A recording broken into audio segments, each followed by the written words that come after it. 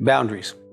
Boundaries with prodigals can be a challenge and also be a place where a marriage, if not in agreement, can get really injured in the process. Generally speaking, one parent will want to be soft, supportive, show their love by giving time and resources, believing the best. And the other parent will tend to be more principle-based, limiting resources, allowing consequences, letting them pay for their own bills, having more of a tough love approach, and generally be more suspect of the prodigal's motives. Now you can clearly see how these two approaches will definitely clash, okay? It's also important if one parent breaks boundaries that you mutually agreed upon, that we have to address that. I strongly suggest you have a third person like a pastor, spiritual leader, someone who can help you to discuss this, to go through this process with them. Because boundaries are really important to maintain, to keep, and to agree upon. So let's talk about that for a second. It's important that you establish boundaries with your prodigal, that you agree with those boundaries together, that you keep those boundaries, and if someone violates those boundaries, there is a third person involved, and if they continue to violate those, we might need to talk about having consequences for that parent. Okay, because they're breaking their own agreement. Now, having outside accountability will help the marriage stay less damaged.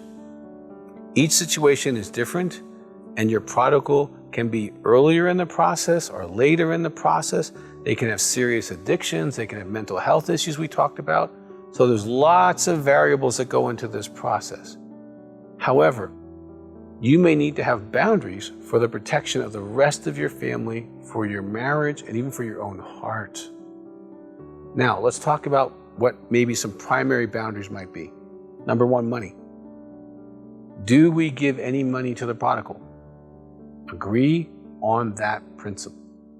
If so, for what and why? I had one couple, they just we'll buy you food, okay? If you're out of food, we will buy you food. Okay, that was the way they did it, all right? And again, there's no right way. Every situation is unique, and you need to hear God, and you really probably need to have accountability. Do they have to pay the money back if we give it to them? Do we co-sign for loans, including cars or housing? Very important, or even for an apartment. We need to decide ahead of time so that when we get there, that decision's already made, and the prodigal has to respond to the decision that you've already agreed upon instead of manipulating one of you to change it.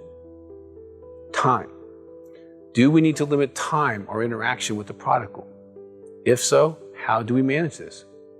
Do we only see them in public places so that public behavior is expected? Do we have to cut off a certain amount of time because after a certain amount of time it seems to get crazy? Do we have to have increments between the visits? Okay, that's another thing to talk about as far as boundaries. Another place of boundaries is events. Do we invite the prodigal to family events, birthdays, weddings, holidays? And these are tough decisions. But you really want to sit down and have that conversation. If you cannot agree, get another couple, or a counselor, or a pastor, talk through it, and make sure you're in agreement before those things occur. Because those decisions affect everybody in your family, and they can damage your family for years. Things could be said or done that could take years to heal. So you need to keep everyone in the process as far as understanding how this could affect everyone, not just one person's strong emotions. So you really need to have boundaries around events that you agree on. Again, there's no right, there's no wrong, but there is honesty in the process with each other and with another person or a couple or a therapist. Friends. Are there friends, sex partners, addicts' friends, permitted or not permitted in your house? That's a very important boundary, okay? And there may not always be a clear right or wrong answer to any of these that we talked about. You know, what is important is that you agree and that you stick to your agreement and that you don't change your agreement without a third person being part of the process. A spouse that has secrets in dealing with the prodigal is preferring their emotions and the prodigal over their spouse. This will damage the marriage. It can really take the marriage to a very tragic place. Because in essence, you're saying, the way I feel is more important than my covenant in marriage. The way I feel is more important than what we've agreed to. I don't want any accountability. I'm going to do what I want to do. You can't tell me what to do. That sounds a lot like the prodigal. Okay, you don't want to go down that road.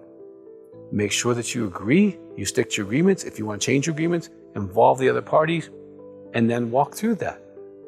And there's a lot of circumstances here, I understand that. The better you make your boundaries up front, the easier it is for the prodigal, easier it is for you, and it's easier to change from order than it is from emotion. The prodigal can be anywhere on the spectrum of willing to lie, manipulate, and use your love for them to solve the problems in their life. Now remember, pain is the quickest way back to God, not rescuing them from pain. Okay, if you start keeping secrets from your spouse, this can get really dysfunctional. It's not honoring the marriage. It's if this happens more than once or twice, get professional help because you're already out of control. You want to do that. Okay, it is not loving to keep someone from hitting bottom and seeking God for help. It can actually prolong the process. So I know it feels good to help. Okay, I'm a psychologist. I help people for a living. I love helping people. I help people spontaneously. You know, if I see someone in pain or a situation that I think I can help, I ask the Lord if I can, and if I am allowed to, I do. But even Jesus didn't help everyone who was sick. Okay, at the pool of Bethesda, there was lots of people laying around. He healed one person because that was obedience of the Spirit of God. It would have been disobedience to heal two. Okay, just because it's good doesn't mean it's God. You really need to hear me on this. You need to be in prayer and really consider each other, honor the marriage, honor the boundaries, and if you cannot, get this under a pastor, a counselor, and follow their directions. Okay? As a parent, your emotions can override what is right. Be very, very careful that this does not infect your relationship.